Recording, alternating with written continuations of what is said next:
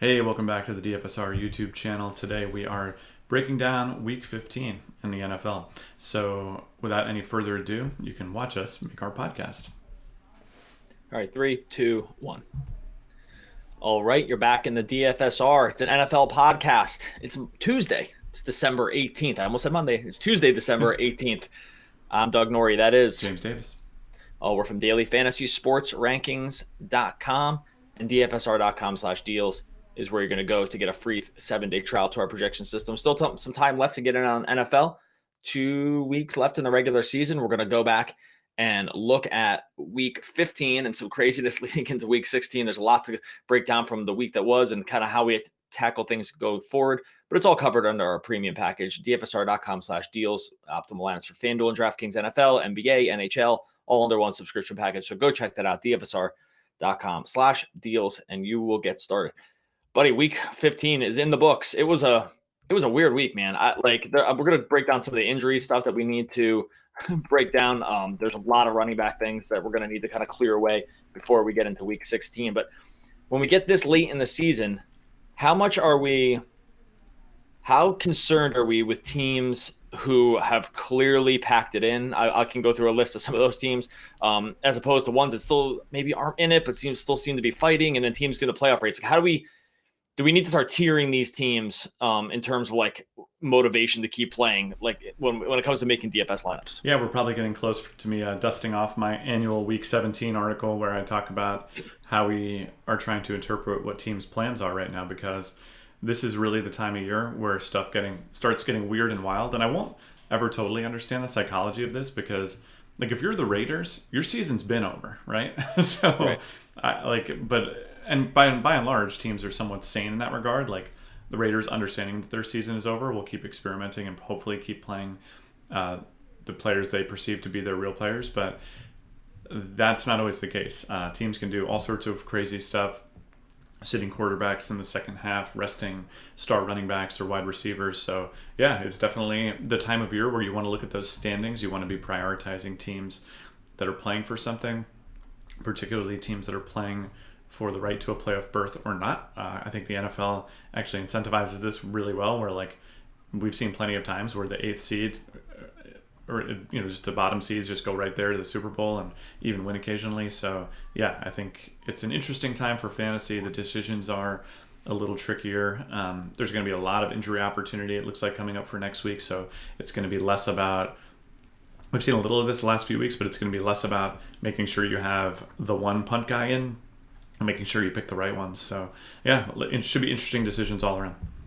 All right, let's go and look at some of the stuff that happened in week 15. I want to talk about a couple of decisions we made leading into lineup lock that both some of them worked, some of them didn't. And then we can break down some of the individual performances. But I want to start with, we were sitting there at about, 20 minutes, 30 minutes to lock, and kind of like just trying to decide between guys like Lamar Jackson and Dak Prescott. Ben Roethlisberger, That was one of Dalvin Cook and Jalen Samuels was kind of a decision we were making, Ben Roethlisberger.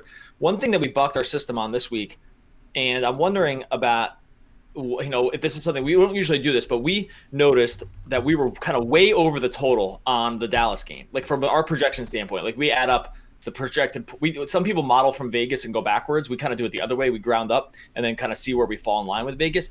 And we noticed that we were like way over on what the Dallas projected points were compared to Vegas. And we almost never ignore that. And we did this time to prioritize guys like Dak. I mean, Zeke was chalk anyway. And the guys like Amari Cooper, even Michael was Gallup. chalk too. It was really coming down to Dak. And I think the reason for this, we were looking at mostly the decision, and it was still wound up being really close. I think Lamar Jackson wound up being in our second overall lineup, and the lineup I played half of my cash game lineups in. And the reason, I think, was we also felt like we just didn't trust Vegas's total on the Baltimore Tampa Bay game. And I think that ultimately winds up looking pretty good, right? Like the offense has really struggled in Baltimore. There was that downpour. I think the Vegas implied total for Baltimore was like 27 and a quarter, or 26 and 3/4. So they scored just 20 points. Tampa Bay came in under 2. I think the big thing, and so you can talk about Dak definitely coming in. I mean, they obviously just came in under the Vegas total. They just played bad Got- and didn't get got there. blanked. Yeah. That'll just happen. But that happened also in the Pittsburgh New England game too. And this was just a week where like the big weirdness around this week was actually around quarterbacks underperforming. I think the only quarterback who saw double-digit ownership percentage in cash games who actually wound up being pretty solid was Lamar Jackson. He wound up getting there to some degree on the back of his 95 yards rushing, and it was basically like, Tom Brady and Ben Roethlisberger, both of those guys had low teens points, just terrible for the game with by far the highest implied total. Dak, who we played alongside of 14% of the field, scored just 6 fantasy points. Drew Brees was terrible. There was just Cam Newton scored 5 fantasy points. There were a lot of, but he wasn't on the main slate though, was he? But nonetheless, there were a lot of really good quarterbacks who did legitimately nothing. The highest scoring quarterback on the week was Matt Ryan with 25, and then it was like Sam Darnold and Josh Allen and guys like that. So weird week for quarterback play for sure. And I think we're not going to have. I mean, that's going to be some of the question mark leading into this week as well as where we land on some of the quarterbacks. I'm not all that. The quarterback play from this week kind of ends up being just sort of a throwaway to me. There's not much I'm going to take from some of these performances. I mean, you like to see the young guys that do pretty well, like Darnold and Josh Allen. One interesting thing that we're going to have to keep an eye on here regarding quarterbacks going into Week 16 is that the Packers opened as 3.5-point road favorites against the Jets, and that line instantly dropped to a pick'em, which actually makes me wonder if Vegas thinks Aaron Rodgers is going to sit out this week. There's that line instantly corrected. It looks like within I don't know 3 hours of it being posted, it had gone down to a pick'em, and I don't think there's any way that game is a pick'em unless Vegas is uncertain or someone out there, people are uncertain about Rodgers's where he's going to land, because they were eliminated from the playoffs this week, and I don't know if the Green Bay's plan is just to save him with nothing to play for. There's like no records or anything he's going for. So these are just the kind of little things that we need to kind of keep an eye on. Vegas sometimes can inform you about what the general consensus is around a player's availability, and the only position in the NFL that affects lines that much is quarterback. No one else is even close. Like if you look at a Giants line when Beckham is playing as opposed to being out, that line drop by like 1.5 or something like that. Like not even, maybe just a point. Running backs doesn't change at all if a guy's ruled out. The only guy really that can upend a Vegas line is a quarterback. So gonna keep an eye on that. I mean, I'm not seeing a ton that I'm taking away from quarterback this week. Like I said, the young guys. That's it. I think you don't want to get too crazy with a 1-game sample for guys that we have a whole season's worth of sample. I think Jackson's an interesting one to continue to keep an eye on because he's now at the end of that 5-game stretch where Baltimore just had the softest possible matchups against opposing defenses. So given that run is over now and Jackson was basically exactly the same in every given week, I'm probably going to be a bit more bearish on him going forward. I think the good times, the fast times of playing Lamar Jackson at quarterback for DFS might be over for me. I was just trying to find where they are on the main slate, and I'm wondering if they're just like an off board game. I'm not seeing them for some reason. Okay, I'm not seeing him in our projections either. I'll look into that in a second. But I think the running back situation is really where I want to look, because this was a week where we saw some somewhat predictable stuff. Guys that we thought were going to have good games basically did. Dalvin Cook was very highly owned. He had a huge game. Joe Mixon, we were all over. He was came a little under-owned on FanDuel. He crushed it. Yeah, there were a lot of options on FanDuel. I mean, we saw Dalvin Cook with 70% ownership. And Zeke with like 65% ownership, and that just didn't leave a lot for the rest of the pretty decent plays.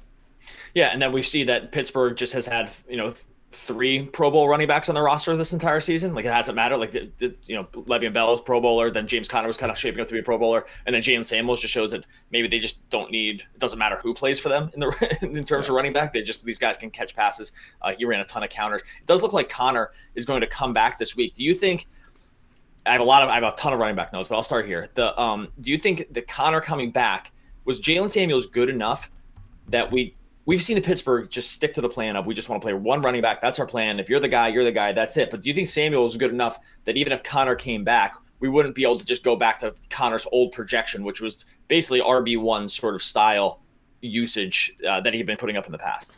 I mean, I think I would be fairly comfortable going back to Conner's old projection for the most part. Samuels was very effective running the ball this week, but really wasn't last week. And last week he was pretty solid in the passing game, but they only passed to him twice this week. So I think that you can probably pretty safely assume that Connor will be the guy. They obviously liked him going into the season. And like I said, Samuels had the one really strong game out of the backfield, but he looked really bad against Oakland, at least carrying the ball. He was effective catching the ball out of the backfield, but yeah, the carries were pretty lousy. So I would start with the assumption that if Connor had a full clean bill of health, that he would be the guy. Now, whether he'll actually have that full bill of health or not remains to be seen. He was downgraded to doubtful. I think it was just Sunday morning or on Saturday last week. So I would imagine that you could see Pittsburgh just exercise caution and use a running back by committee, but I think the long-term plan is to make Connor the guy. And then kind of going the other way, Ito Smith has been now ruled out for the season. He is done. They put him on IR. And Tevin Coleman is coming off, I think, his biggest week of the year. Yeah, he had 11 carries for 145 yards and a touchdown. He outsnapped Smith 34-29. This is the opposite of the Pittsburgh situation. We've seen it kind of doesn't matter who the Falcons have. They never want to just give one guy all of the snaps, right? Devontae Freeman goes down. It's not just Tevin Coleman soaking up all the snaps. Now he's spitting with Ito Smith. Now they have Brian Hill there. He was in there for 5 snaps, carried the ball 3 times. The conventional wisdom you would think would say Smith is out, Coleman gets all the carries, but have we seen enough from Atlanta that we just know that's never the case for them? Like I just don't. They're like the opposite of Pittsburgh. They seem to always just do this running back split no matter what. And I kind of just want to play Coleman everywhere. But I'm a little concerned that that's just not how they run their offense for years now. Yeah, you don't start by playing Coleman everywhere, I don't think. I think you have to really... Well, that's going to be a tough fade. Yeah. I mean, he's 6,400. I get that it might be a tough fade, but when was the last time that Coleman was the actual full-on guy? Even in this game, I mean, this game was just weird because Atlanta was up 26-7 at halftime, and that could also explain Hill getting the ball. But the fact that Freeman goes down, or Smith goes down this time, Freeman went down last time, that Smith goes down, and then you see Brian Hill coming in, just gets 5 snaps with 3 carries. Coleman still only manages 11 carries over the course of the game.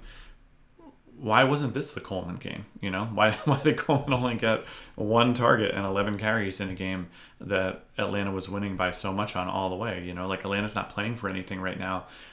What were they saving him for? I think that Atlanta just likes the running back by committee approach. I think they believe that works for them. It's an organizational philosophy that if you have 2 guys, and I think it probably is correct, by the way, if you have 2 guys, then you can keep their legs fresh and just get maximum energy, the maximum efficiency per carry, that's going to serve you in the long run. So I'm not starting from the place. I mean, I'll keep an eye on news, obviously. If there's any indication that this could be a timeshare, I'm going to run screaming from this because at 6,400, if you're going to get 12 to 15 touches out of Coleman, you're going to be pretty disappointed.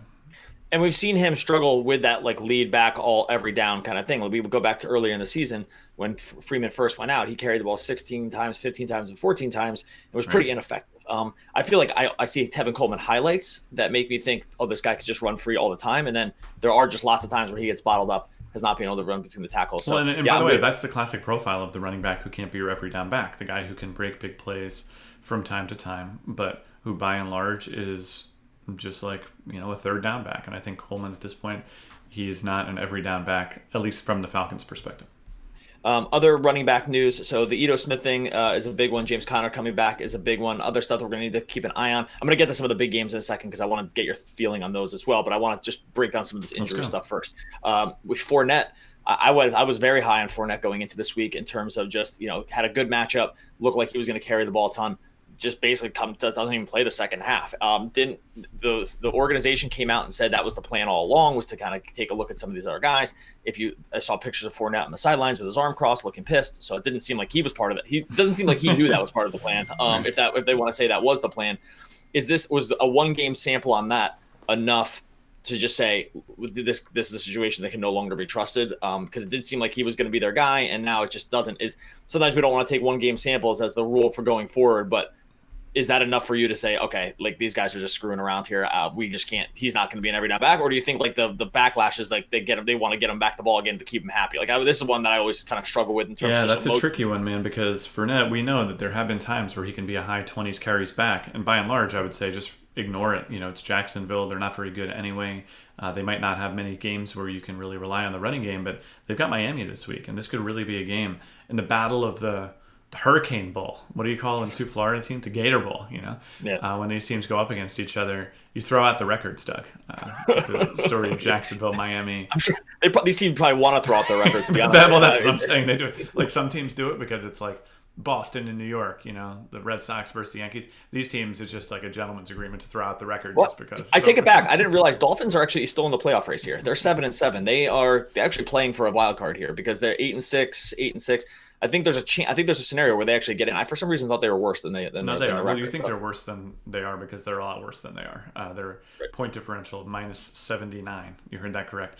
Is the third worst in the AFC. Right. You gotta love football, dude. It doesn't really matter in the long run. You win the close ones, you lose the blowouts, and it all comes out in the wash. Yeah, what a crime it would be if they made it over someone that, say, like Baltimore. Baltimore has a better point differential than 3 of the division leaders right now in Houston, New England, and Pittsburgh. And the fact that Miami could sneak in past them is a real crime. So, on the other side of the ball, okay, so I think Fournette can't be trusted, but on the Miami side, another injury news, Frank Gore was lost for the season. He was carted off with a knee injury. And then, we always have waited for Kenyon Drake to just retake the mantle of just this every down back that he was at the end of the season last year. He snapped. Oh, it's so funny. So he had the most snaps for Miami last week. He did have the one carry, so you like to see. He only carried the ball one time and caught 3 balls. Then with Kalen Ballage, he had 26 snaps, carried the ball 12 times, had 123 yards. He broke a huge run for a touchdown. I mean, is this another one where they're favorites, they're home favorites? It's kind of where we want to be with running backs. In the past, I would have said, "Oh, Frank Gore's out, Kenyon Drake all the way," and then we had this Ballage thing. Is this just another team that's just going to be committee through and through? And again, we can't trust it. Yeah, this is going to be the all wet blanket podcast for me on these running back situations because normally, you know me, Doug, I get excited about a cheap running back, and I'm happy to play one for the most part. But Miami, man, like if it wasn't Kenyon Drake last week, I don't know how you can trust that it will be anyone this week. So I guess I'll wait for some news. I mean, if they come out and were to say like Kalen Ballage will be the feature back.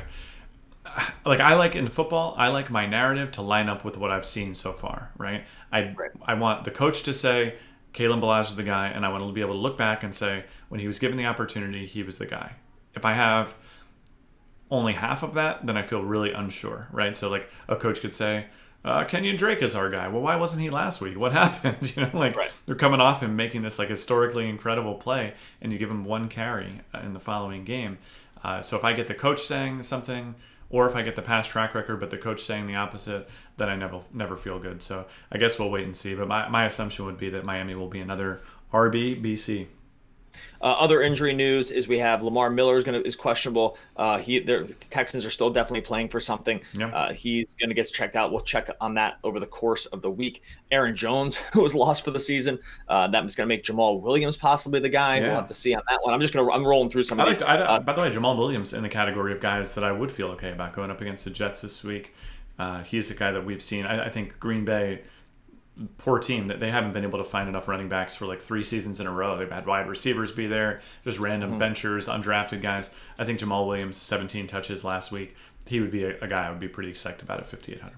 We're going to have to check on the Spencer Ware news going in for KC because he sat out last week. I think that's not on the main slate, but he sat out late in the week last week for the KC game, and Damian Williams got a lot of touches, so we'll check that one out. The other one to keep an eye on here is Melvin Gordon, if he's going to come back, because it looks like Eckler's going to be out, but they have Williams. This is a mess. And then the final one was Todd Gurley. Todd Gurley left the game the other night.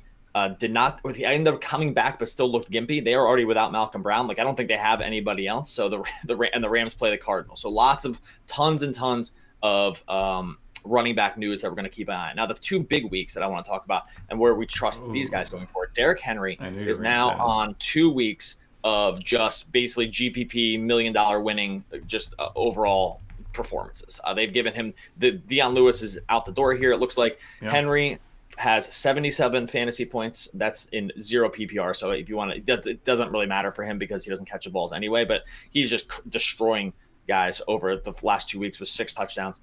Did it again against the Giants this week. Have we seen enough out of him? Now, he's not on the main slate, but have we seen enough out of him that Tennessee seems like their plan is just like, look, he's the guy.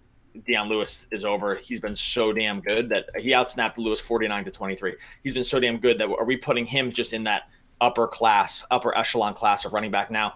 I mean, we're 2 weeks too late on it, so don't worry about that part of it. But Tennessee does still have something to play for.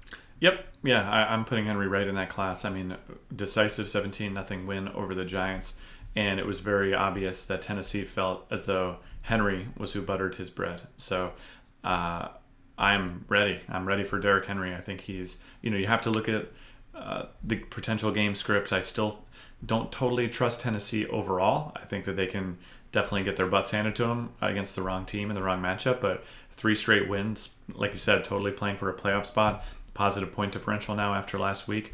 I'm ready for some Derrick Henry in my life.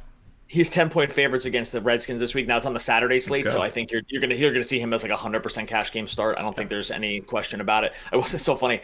I looked it up this year. There had been 4 shutouts total leading into Week 15 for like any NFL team at all, and there was 2 this week between the Giants and the Cowboys. So they went 33% of the overall shutouts just happened on the 1 o'clock slate for for this past Sunday. There were like 15 games on the 1 o'clock slate, to be fair. So. Yes. Okay. I guess adding the 3 more is what increase your chance of just the almost 0% chance that there's going to be a shutout to begin with. And the other guy is Marlon Mack. Marlon Mack, he's been a guy that we've long dreamed on the potential for a solid Indianapolis. God, I'll never get it right. Indianapolis and Indiana, between stifling through these 2 podcasts. The Colts. I'll just say the Colts running back situation. Jordan Wilkins maybe at times, but Marlon Mack is always kind of supposed to be the guy. And it just hadn't really materialized. But now the Colts are playing downhill the last couple of games. The last game, he carries the ball 27 times, gets a target. They come in as favorites this week. I believe they're playing the Giants. They're 9-point favorites against the Giants. Again, 9-point home favorites. This is kind of right where we want to be with running backs. Do you see Mack maybe have you seen enough out of him that there's no committee there? He's just the guy as compared to like a Tevin Coleman, let's say. You could call him the Mac Daddy, and I wouldn't disagree, Doug. Good one. Did you get my joke? Keep move on beyond the joke. You just give me your Mac. The joke was solid. I'm going to stand by the joke. I think the Mac Dad makes me want to jump for this. I'm going to move on here. I will say that he was not the clear guy. Like Nyheim Hines still had 29 snaps. Poor guy, 28 touches in the game, and he's not the clear guy. I just meant in terms of snaps. He's clearly the guy in terms of usage.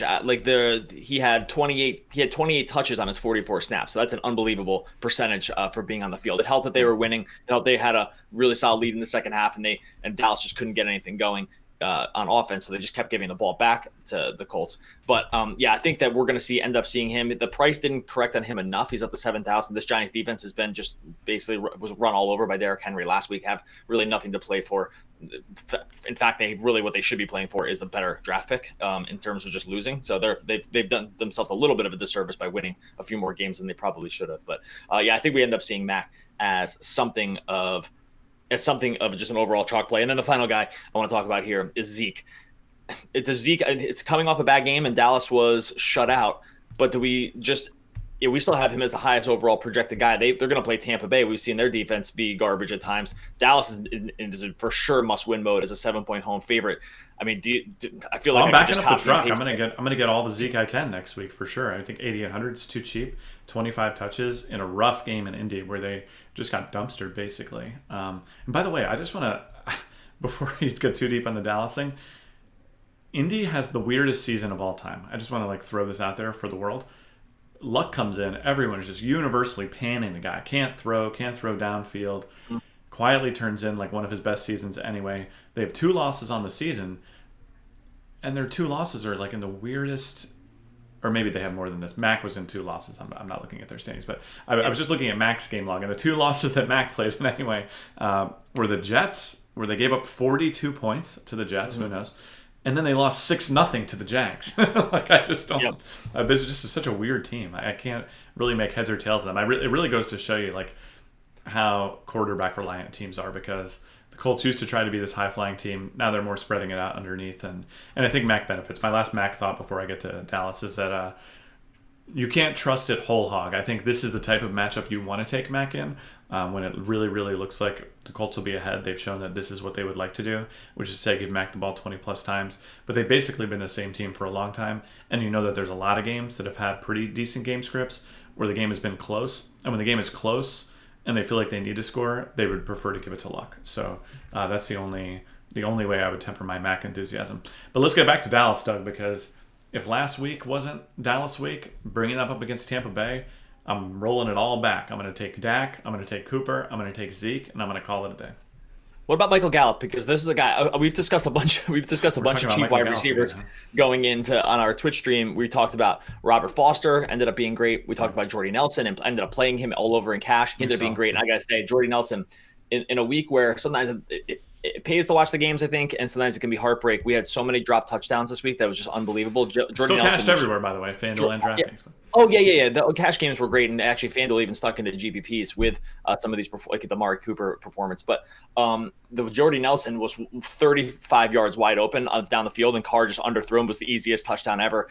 Luck missed Hilton on 3 separate touchdowns, which was fun to watch, and then Juju dropped the touchdown in the last Steelers game. It was, in terms of just like, it's a testament to our projections that it just ended up not mattering those, but where it does matter is that it was basically 4 plays away from incredibly high GPP finishes. Like there's no other way around it. Like if you can tack on essentially minimum 18 to 19 more points just on the touchdowns and the extra yards provided by those touchdowns, like that's just the difference of just like, cashing in easily in cash games and 3-mans and then all the way just going totally crazy. So yeah, the Nelson underthrow was, I was not in a great way. Now I will say the one cheap guy that we ended up rolling on DraftKings that was totally non-existent was Gallup. Now we had seen Gallup's target share go up, increase every single week for the last 5 weeks. It was like, or the last 4 weeks. It was including 5, 6, this week, 7, by the way. He had 9 targets. Who, Michael Gallup? Yeah. No, he didn't. Didn't he? Oh, he's not. Oh, I take it back because, this is a funny one. He had 9 targets last week, but the top game on FanDuel showed him as having 9 because I guess he had none, and that made him not even show up. FanDuel didn't even know he played. So here's the thing. Yeah, he's no. I was gonna say, he actually had one target. He had one target called back because of a penalty. Now here's a crazy stat. It's a tough week when you talk about your targets getting called back. By the way, he outsnapped Amari Cooper 55-54. So if it wasn't an on the field issue, it was just that he just couldn't get open, or they just didn't look his way. I don't know what else to make of it, so I just wanted to complain about Michael Gallup. Let's talk about some of these. I'm not going to play anyone who gets no targets in a week. I don't care how long you're on the field. I can do better in the cheap category. So any wide receiver, we spent a lot of time on running back here, and we're going to probably end up butting up against just our hard outs here on time. But any of these wide receiver games stand out to you? Are we still wanting to? It seems like we want to probably prioritize running backs again. That has been the theme so far this season, at least for the last 5 or 6 weeks, which is just pay up for running back. These guys, the best ones are good running backs and good wide receivers, and kind of just find these Robert Fosters, Michael Gallup, I'm putting it aside because when Jordy Nelson ends up being good, are we just kind of looking for these cheaper target share guys in order to prioritize going up to running back? Because I feel like that's going to probably be where we want to land again. Yeah, it depends. I mean, we've wound up finding some pretty good cheap running backs. I mean, between like Samuels, Cook, there hasn't been a lack of running back value, and with all the injuries heading into this next week, I think you actually could see something similar. So I wouldn't start off by writing off the big money wide receivers. Like you saw DeAndre Hopkins, we played him on the short slate, and he was terrific. Went out there and had 170 yards and 2 touchdowns against the Jets on Saturday. I think, though, that you're still going to see enough cheap wide receiver value that, and especially if you feel like you need to prioritize, like Zeke, for instance, you probably will want to flirt around in the cheap wide receiver territory. And I'm curious to know what you saw here. I mean, some of the guys we played were pretty good. You also saw some guys that weren't on a lot of radars coming into the week. People like Tyrell Williams, he saw 12 targets. Deshaun Hamilton had 12 targets. Robbie Anderson had 11 targets. Are there any of these kind of diamond in the rough guys that are surfacing for you right now? Nah, not really. I mean, it was funny. You saw a lot on Twitter of people lamenting that if you got a lot of guys people that finished in their championships for season long got completely dusted this week because so many good players like Keenan Allen's just non-existent, like Amari Cooper was just non-existent. There were so many guys that probably got you to the finals and just didn't even bother showing up. Like there was, I think if Amari Cooper got you to the finals, I'm okay with you not winning. That's my take. I think he was on waiver wires late in the season, or before the Dallas thing. Now there's not a ton here. Guys that are already showing up early in our system, it hasn't been fully vetted, but there's been priced down. It looks like some of these Rams receivers, I'd be really interested in them, especially early. Yeah, Josh. I mean, all of them, Cooks, Woods, and Reynolds they all saw a ton of targets last week. I mean, now Goff had to throw the ball 54 times in an inexplicable loss to the Eagles. They're now coming off 2 straight losses, and they're not at risk for the playoffs, obviously, but they're at risk for some home field advantage. Speaking of not at risk for the playoffs, what about Sterling Shepard and the Giants? 9 targets last week. Got caught 2 of them, but he still gets a lot of targets, and he's $5,000 on FanDuel. Do we play him? Yeah, I don't know, man. I like the target. The weather was terrible there. They were playing from behind. It's still Eli's quarterback. I wonder if they just choose to bench him at some point. I'm just not really sure. Well, it's been a terrible decision. 15 targets for 4 catches and 50 yards in the last 2 weeks. So the Sterling Shepard possessions have been awful for the Giants. So yeah, it'd be hard to imagine they keep going to the well, but. Yeah, I think it's so early to start talking about next week. I know I kind of just jumped the gun a little bit, but these wide receiver games at this point, there wasn't anything that really was crazy for me. Galladay was a guy that was kind of liking on DraftKings.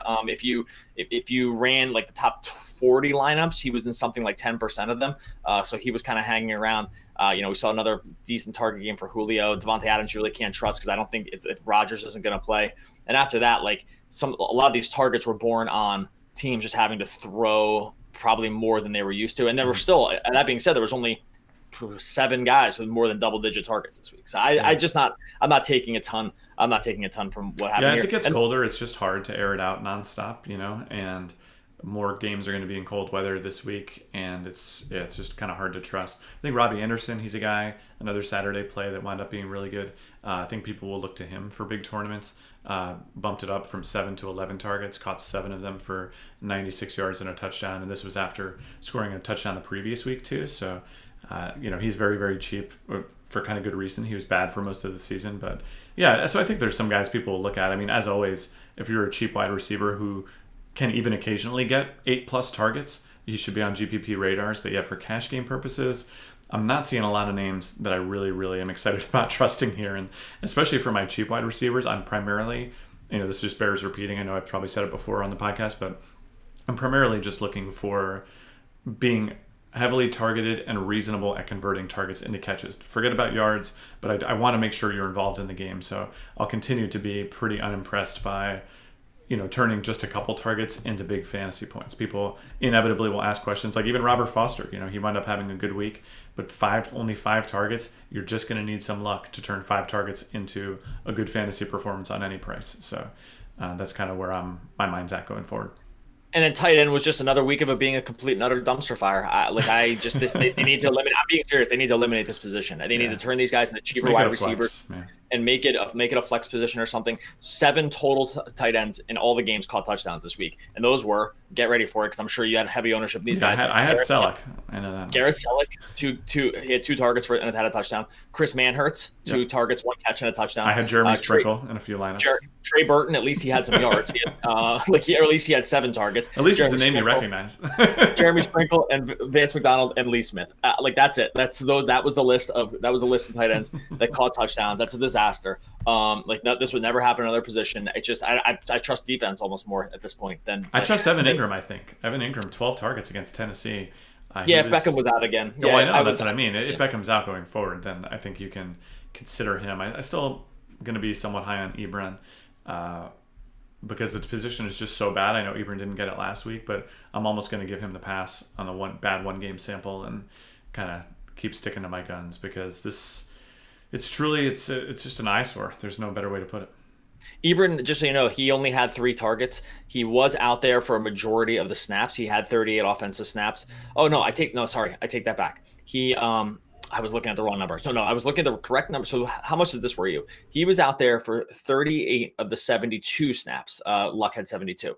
Does that concern you at all? He was outsnapped by Mo Alley Cox. Now that might be a run versus pass kind of situation where you took the words out of my mouth. I think the outlier here was that Mac had 27 carries, and Indy is a very different team when they're running the ball versus passing the ball. And like you even said with Mac snaps too, they almost telegraph the run. And one of the ways they can do that is by taking Ebron out of the game. And kind of the knock on Ebron when he came up as a very obviously talented ball catcher in Detroit was that he wasn't the greatest blocker sometimes. So I don't know if that's I'm not one of those guys who stares at the 2 lines and watches how everyone's blocking or anything, but I think that could definitely have played a role.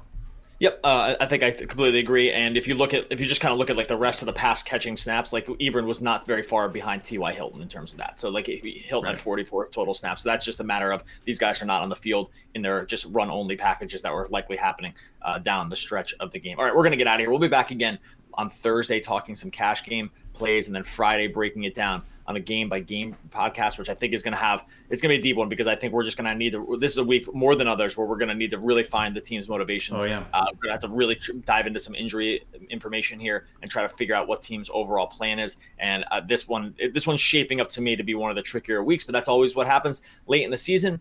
And we're here to cover it for you. DFSR.com/deals. We'll get you started. Go on over, check it out. Our premium offering includes optimal lineups for FanDuel and DraftKings NFL. You get in there for NBA as well, NHL, which is off to rave reviews for our users, premium chat, premium content. It's all covered under one subscription package. So go check that out, DFSR.com/deals. And that's going to give you the podcast listener a discount on the monthly price that we just throw it out there because you listen to the pod. All right, buddy. Be back Thursday talking more football. Be back on tomorrow talking Wednesday NBA slate. Talk to you then.